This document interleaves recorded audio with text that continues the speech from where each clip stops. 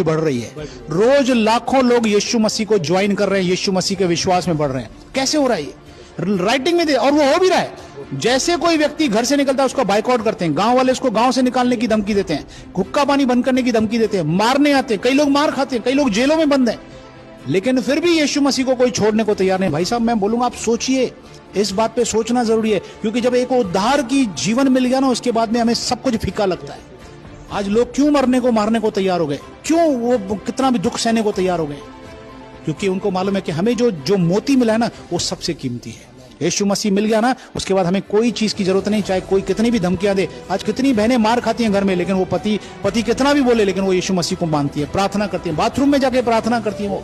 वो गवाहियां हम सुनते हैं कि प्रभु के उन्होंने प्रार्थना की, उनके पति सुधर जाते हैं, उनके पति के घर से तकलीफ से निकल जाते हैं। तो कहने का मतलब ये है कि यीशु मसीह कोई धर्म नहीं है, लेकिन यीशु मसीह सच्चाई है। यीशु मसीह